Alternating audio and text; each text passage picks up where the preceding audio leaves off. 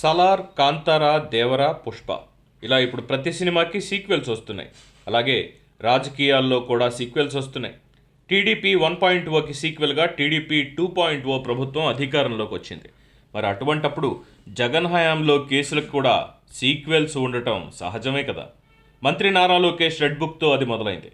దానిలో మొదటి అధ్యాయం ప్రారంభమైందని, రెండో అధ్యాయం కోసం గుడివాడ టీడీపీ నేతలు చొరవ తీసుకోవాల్సి ఉంటుందని మంత్రి నారా లోకేష్ హింట్ ఇచ్చారు.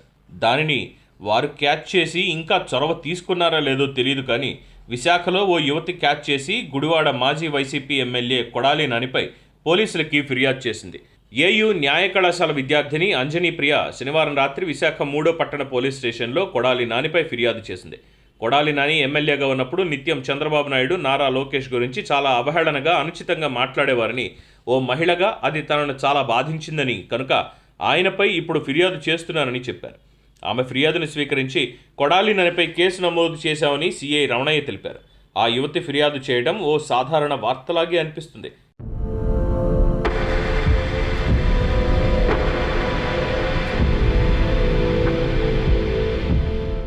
రెడ్ బుక్లో రెండో అధ్యాయం ప్రారంభమైందని అది సూచిస్తున్నట్టే భావించవచ్చు. కనుక త్వరలోనే రాష్ట్రంలో మరికొన్ని జిల్లాలు, పట్టణాలలో కొడాలి నానిపై కేసులు నమోదు కావడం తథ్యమే. అయితే ఎప్పుడు అంటే దానికి కొడాలి నాని ఏ ముహూర్తం పెట్టుకుంటారు? తనపై విశాఖలో కేసు నమోదయ్యిందనే విషయం ఈ పాటికి కొడాలి నానికి తెలిసే ఉంటుంది. కనుక నేడో రేపో మీడియా ముందుకు వచ్చి చంద్రబాబు నాయుడు, మంత్రి నారా లోకేష్ గురించి ఏదేదో మాట్లాడి తనపై రెండో కేసుకి ఆయనే ముహూర్తం పెట్టుకుంటారు.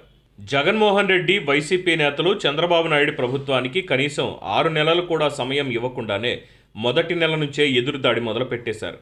కానీ కూటమి ప్రభుత్వం మాత్రం కొడాలి నానితో సహా పలువురు ముఖ్య నేతలకు 5 నెలలు బఫర్ టైం ఇచ్చి అప్పటికీ మారనందుకే ఈ రెండో అధ్యాయం ప్రారంభిస్తోంది. పుష్ప కంటే పుష్ప 2 ఇంకా గొప్పగా, అద్భుతంగా ఉంటుందని అందరూ చెప్పుకుంటున్నారు.